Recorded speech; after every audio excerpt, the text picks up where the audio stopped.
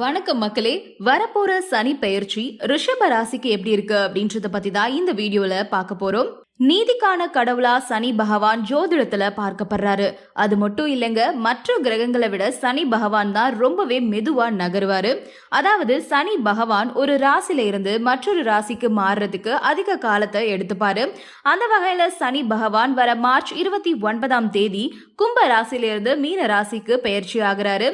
ஏறத்தாழ 30 வருஷத்துக்கு அப்புறமா சனி பகவான் மீன ராசிக்கு வருகை தந்திருக்காரு. இந்த சனி பெயர்ச்சி ரிஷப ராசியில இருந்து 11ஆம் வீட்டுல நிகழப்போகுது. இந்த பயிற்சி மார்ச் 29ஆம் தேதி அன்றைக்கு நிகழுது. அதோட சனி ஜூன் 3, 2027 வரைக்கும் மீனத்துல இருக்காரு. இந்த பயிற்சி உங்க வாழ்க்கையில முன்னேற்றத்தை அளிக்கலாம். இருந்தாலுமே நீங்க விரும்பினதை அடைய முயற்சி மேற்கொள்ளுங்க.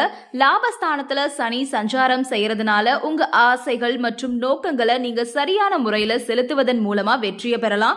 உங்களுக்கு வாய்ப்புகள் நிறையவே கிடைக்கும். இருந்தாலும் நீங்க கடின உழைப்ப மேற்கொள்ளணும். பொறுப்போட நடந்துக்கோங்க. தாழ்வு மனப்பான்மை, ஈகோவை தவிர்த்திடுங்க. உங்க சூழ்நிலை உங்களோட வெற்றிக்கு அனுகூலமா இருக்கும். நன்றி உணர்வை வளர்த்துக்கோங்க. சுயநலமா செயல்படாதீங்க. உத்தியோகத்தை பொறுத்த வரையில நீங்க ஆர்வமோடையும் ஈடுபாட்டோடையும் பணிபுரிவீங்க. பணியிடத்துல பணிகள் மலை போல குவியும். இருந்தாலுமே நீங்க சிறப்பா செயலாற்றி அங்கீகாரம் பெறுவீங்க. பணியிடத்துல உங்களுக்கு வாய்ப்புகள் அதிகமா கிடைக்கலாம். அந்த வாய்ப்புகளை அதிகமா கிடைக்கும். அந்த வாய்ப்புகளை சரியான முறையில பயன்படுத்திக்கோங்க.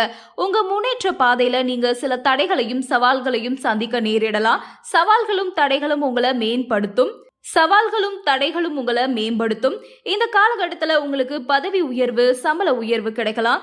உத்தியோகத்துல நல்ல எதிர்காலம் இருக்கு. தற்காலிக தடைகளை கடின உழைப்பின் மூலமா தகர்த்தா வெற்றி உங்களை தேடி வரும். உங்களோட காதல், குடும்ப உறவு பொறுத்த வரைக்கும் உங்களை சுத்தி இருக்கவங்களோட நல்ல உறவை வளர்த்துக்கோங்க. இதனால நட்பு வட்டம் விரிவடையலாம். ரிஷப ராசிக்கு சிலரோட மனசுல காதல் அரும்பு மலரலாம்.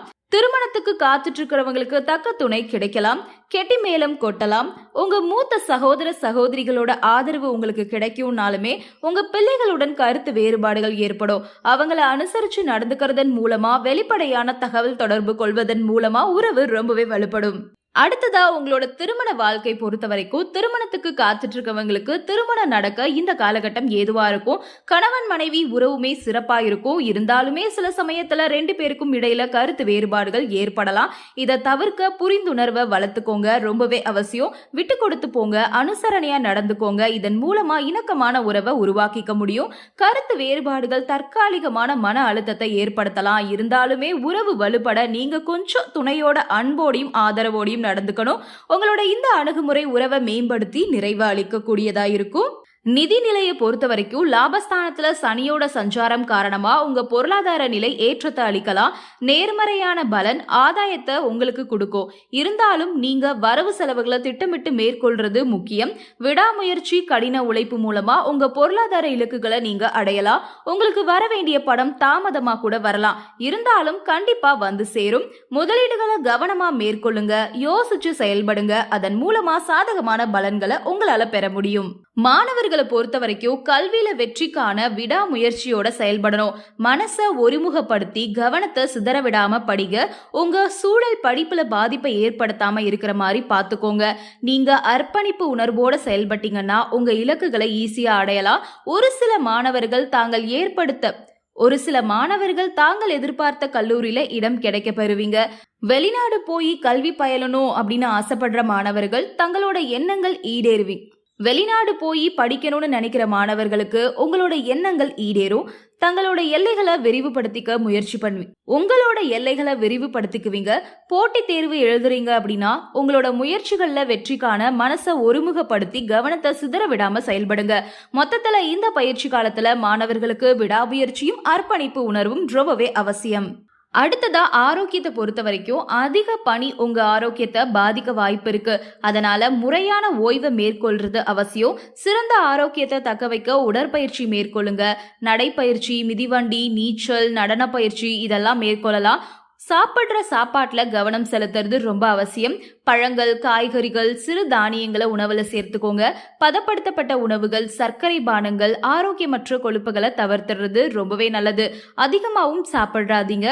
அதிகமா சாப்பிட்றதையும் குறைச்சிக்கோங்க. நிறைய தண்ணீர் குடிக்கணும். அத்தியாவசிய விட்டமின்ஸ், தாது, நார்ச்சத்துக்காக உங்க உணவுல அதிக பழங்கள், காய்கறிகளை சேர்த்துக்கோங்க. மன அழுத்தத்தை குறைச்சிட்டு உங்க ஒட்டுமொத்த நல் வாழ்க்கையை மேம்படுத்துறதுக்காக யோகா, தியானம் எல்லாம் செய்யுங்க. பரிகாரங்கள் அப்படின்னு பார்த்தோம்னா, சனிக்கிழமையில உடல் ஊனமுற்றவங்களுக்கு உணவு தானம் பண்ணுங்க. ஒவ்வொரு சனிக்கிழமையிலையும் கணபதி, அம்மன், சனி பகவானை பிரார்த்தனை பண்ணுங்க. தினமும் ஹனுமான் சாலிசாவை படிங்க. இல்லனா கேட்க கூட செய்யலாம். சனிக்கிழமையில ஏழைகள், வீடுக்கு பக்கத்துல இருக்கிறவங்களுக்கு போர்வை, சனிக்கிழமைகள்ல ஏழ்மை நிலையில இருக்கிறவங்க, வீடு இல்லாதவங்க, இவங்களுக்கெல்லாம் போர்வை, துணிகளை தானம் செய்யுங்க. சனிக்கிழமைகள்ல மது, அசைவ உணவை தவிர்த்திடுங்க. நாய்கள், காக்கைகள், பறவைகளுக்கு சனிக்கிழமையில உணவு, தண்ணிலாம் கொடுங்க. முதியோர் இல்லங்களுக்கு போய் தொண்டு செய்யுங்க. இதெல்லாம் செய்யறதன் மூலமா சனி பகவானோட தாக்கத்துல இருந்து உங்களை நீங்க பாதுகாத்துக்க முடியும். வரப்போற சனி பெயர்ச்சி ரிஷப ராசிக்காரவங்களுக்கு நல்லபடியா அமையறதுக்காக வாழ்த்துக்கள். நன்றி, வணக்கம்.